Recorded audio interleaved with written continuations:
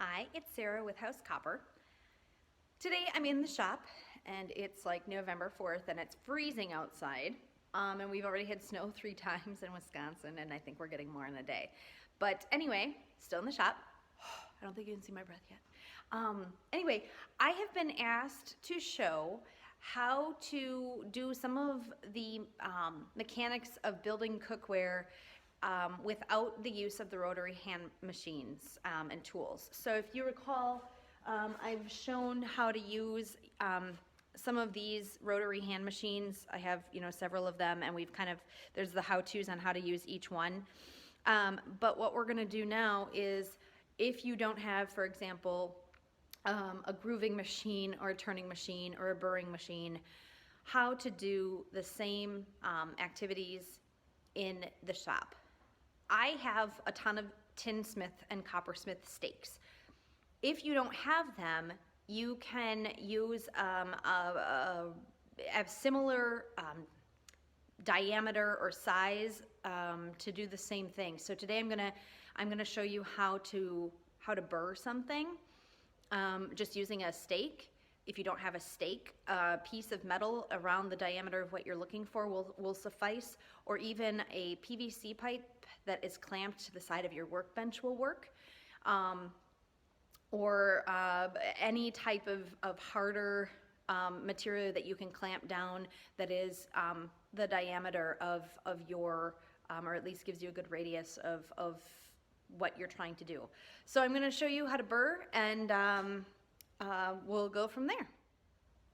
All right, what we have here is just a sample piece that I was messing around with a few months ago.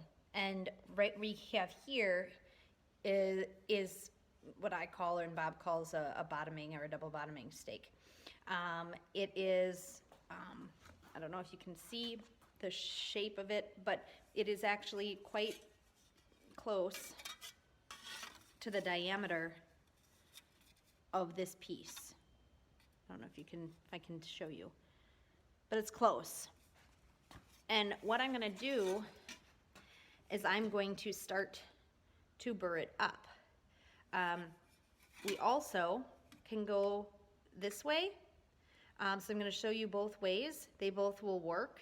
And then you're gonna finish the burr off on a flatter piece of a stake or a flat surface. So I'm gonna show you both ways to burr and both ways to finish the burr, just using pipe or a stake or something iron. So I'm gonna eyeball up about 1/8 of an inch. You can always mark it if you want, but I want about 1/8 of an inch for the crimp seam that I would be using for a base for this. So I'm just gonna slowly rotate, and you hold it straight and you're just rotating along the edge.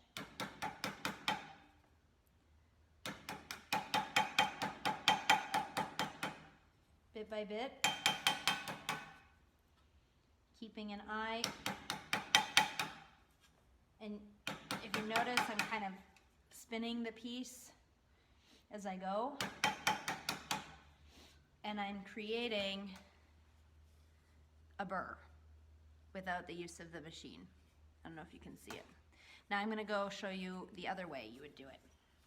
You'd hold the piece flush against your flat surface like this, and I'm going to show you what it looks like above. It looks like this, and I'm going to be moving the burr over to the top of that, if that makes sense. And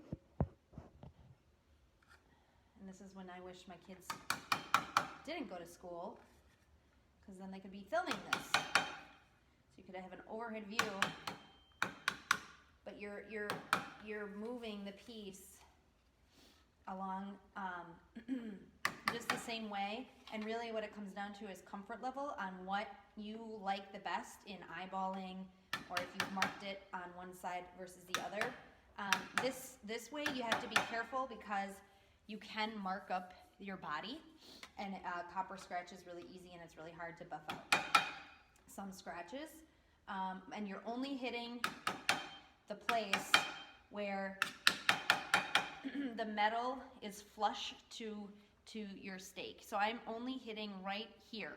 I'm not hitting here or here. It'll distort the burr. I'm hitting right in the middle.